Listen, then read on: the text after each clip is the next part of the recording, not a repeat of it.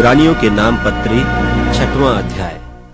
इसलिए आओ, मसीह की शिक्षा की आरंभ की बातों को छोड़कर हम सिद्धता की ओर आगे बढ़ते जाएं और मरे हुए कामों से मन फिराने और परमेश्वर पर विश्वास करने और बपतिस्मों और हाथ रखने और मरे हुओं के जी उठने और अंतिम न्याय की शिक्षा रूपी नेव फिर से न डालें। और यदि परमेश्वर चाहे तो हम यही करेंगे, क्योंकि जिन्होंने एक बार ज्योति पाई है और जो स्वर्गीय वरदान का स्वाद चख चुके हैं और पवित्र आत्मा के भागी हो गए हैं और परमेश्वर के उत्तम वचन का और आने वाले युग की सामर्थ्यों का स्वाद चख चुके हैं, यदि वे भटक जाएं तो उन्हें मन फिराव के लिए फिर नया बनाना अनहोना है, क्योंकि वे परमेश्वर के पुत्र को अपने लिए फिर क्रूस पर चढ़ाते हैं और प्रगट में उस पर कलंक लगाते हैं।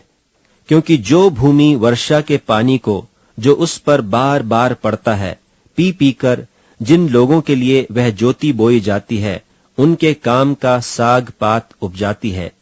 वह परमेश्वर से आशीष पाती है। पर यदि वह झाड़ी और ऊंट कटारे उगाती है तो निकम्मी और श्रापित होने पर है और उसका अंत जलाया जाना है। पर हे प्रियो, यद्यपि हम ये बातें कहते हैं तो भी तुम्हारे विषय में हम इससे अच्छा और उद्धार वाली बातों का भरोसा करते हैं,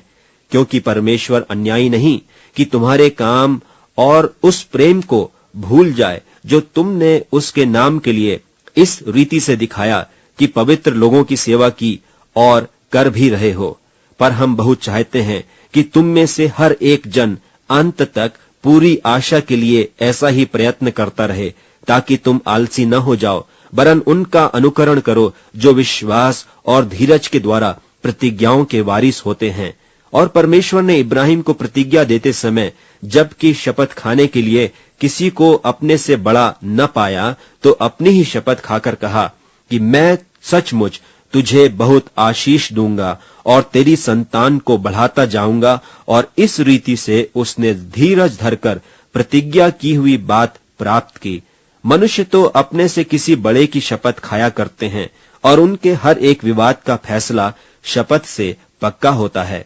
इसलिए जब परमेश्वर ने प्रतिज्ञा के वारिसों पर और भी साफ रीति से प्रकट करना चाहा कि उसकी मनसा बदल नहीं सकती, तो शपथ को बीच में लाया, ताकि दो बेबदल बातों के द्वारा, जिनके विषय में परमेश्वर का झूठा ठहरना अनहोना है, हमारा दृढ़ता से ढाढ़स बंध जाए, जो शरण लेने को इसलिए दौड़े हैं कि उस आशा को जो सामने रखी हुई है प्राप्त करें।